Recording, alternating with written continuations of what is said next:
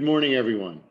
This morning, we're joined by Professor Charles Villa-Vicencio, visiting associate professor here at Georgetown. He's a theologian, a leader in the field of transitional justice, and he's calling in from Cape Town, South Africa, to join us today. And Charles, I'm so grateful to you for taking the time to speak with us and to share your thoughts and insights. Let's jump right in. Could you describe for us a little bit about your background? You served as National Research Director in the South African Truth and Reconciliation Commission. You've advised many nations since then during their own periods of post-conflict transition, and you continue to lead important work in the field of transitional justice. Tell us a little bit about how you came into this work. Thank you, Jack, and let me say that it's a great honor and a privilege and excellent to see you, having been absent from the campus for some time. Yeah, I suppose the Truth and Reconciliation, as they say in the classics, was the best and the worst job I've ever had in my life. My nerves were a bit tattered, and I learned a great deal of which I have translated, I suppose, into conflict resolution and conflict management. I often wonder, how did this all begin? I grew up as a little white boy in Johannesburg with all the privileges of being white in an apartheid society. It was only when I went to university, and that was Rhodes University in the Eastern Cape, that I began to ask some fundamental questions. I was very privileged at the time to meet people like Barney Pichana and Steve Biko and so on. And that's where the process began. What does this mean? And eventually it led all the way to the Truth Commission and to this strange thing that we call transitional justice. Charles, how do you think about reconciliation? For those looking to engage difficult issues through the lens of truth and reconciliation, how would you describe some of the most important ideas and lessons that you've learned through your work? Jack, I continue to feel and continue to tell students, for what it's worth, that reconciliation is one of the most difficult concepts to comprehend in practice that there is. From my perspective, I continually argue that reconciliation is not forgiveness. It's less than that. Now, I'm very mindful of Archbishop Tutu, who was my boss during the TRC period, writing this book that he entitled No Future Without Forgiveness. And I used to say to him, Father, that's fine for you. You're an archbishop and you've got a big heart and you're able to forgive. But the average person coming out of the kind of conflict that we've had in South Africa would find it very, very difficult to forgive somebody who tortured them, who killed a spouse, a child, a mother. So isn't forgiveness a little strong? I would aim rather at coexistence, or as these days I've tried to say, it has to do with trying to learn to live together. And once we get there, maybe we can go a little further and we can learn to forgive one another and to love one another and to embrace one another. But the TRC, I think, for all the criticism that it faces today, and there's far more criticism of the TRC in South Africa than there is in the wider world, it initiated that process. It got us looking one another in the eye. And we began to realize we either coexist and maybe forgive, as the Archbishop counsels, we're in serious, serious trouble. We were on the brink of total collapse. And it got the process going. Now, we haven't yet got the formula to live together, but I'd like to think we're still trying to live together. And the process is there, despite our many, many failures. So reconciliation is a big word, but it's a difficult word. But I keep going back to what the Archbishop said to me. He said, you've got to understand, forgiveness is a deeply spiritual thing.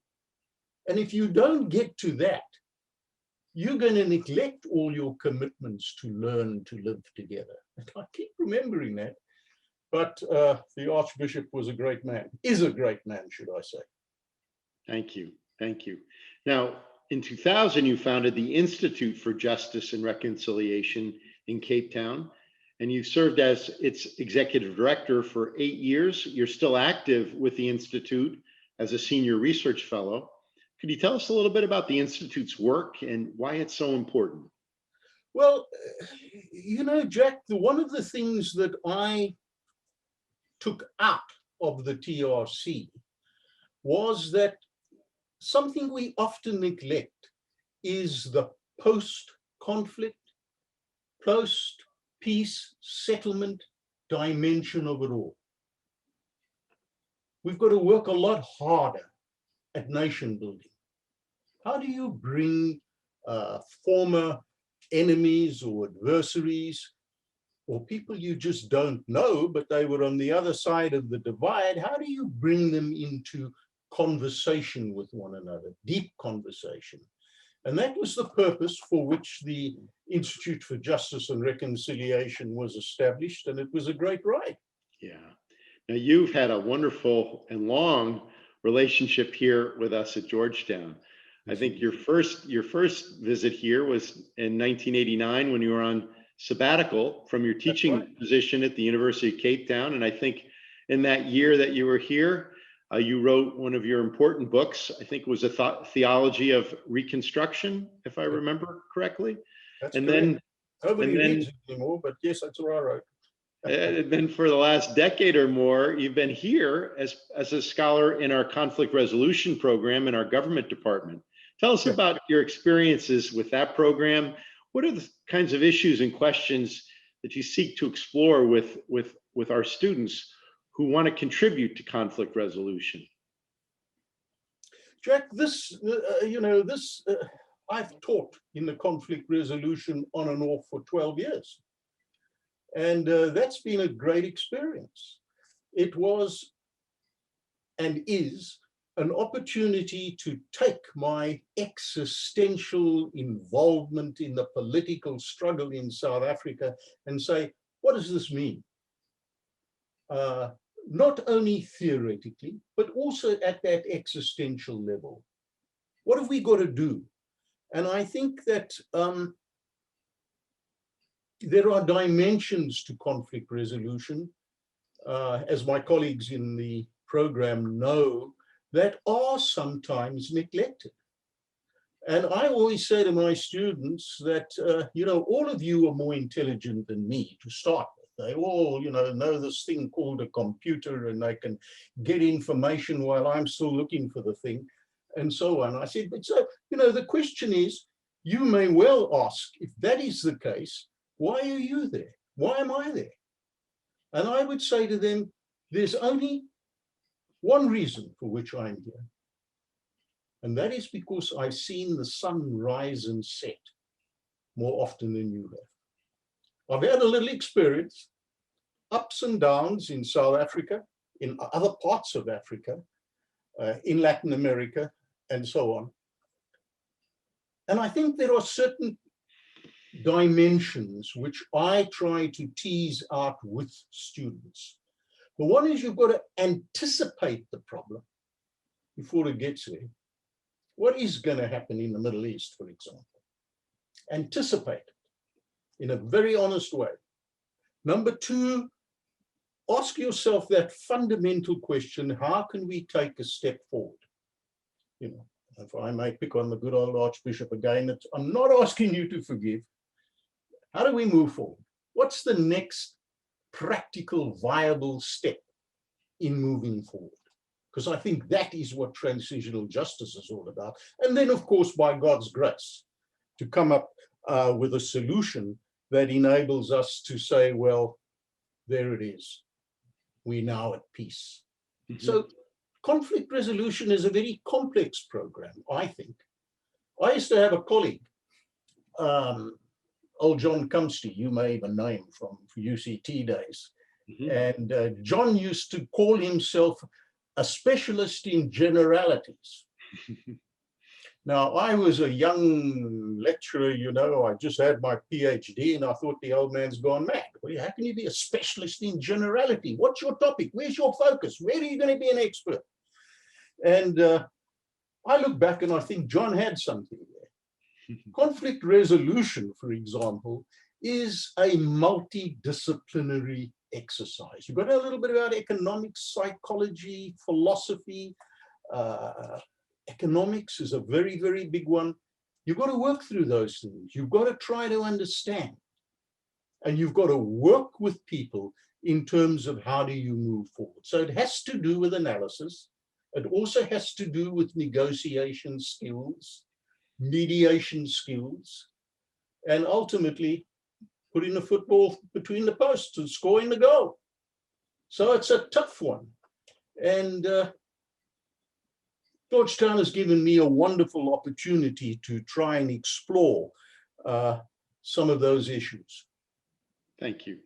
Now, I mentioned a few moments ago that you served as National Research Director in the Truth and Reconciliation Commission in South Africa. And I guess I just would like for our audience just to share, you know, two dimensions. It's been a quarter century since you led that work. Can you describe for those who might not be familiar with the Truth and Reconciliation Commission, and then also your role as National Research Director? How did you fit within the framework of the commission? With difficulty, with great difficulty. Most of those people, commissioners on the commission, yeah, the majority of them were lawyers. They were hard-nosed people. And as we kept trying to say to them, this is the Truth and Reconciliation Commission.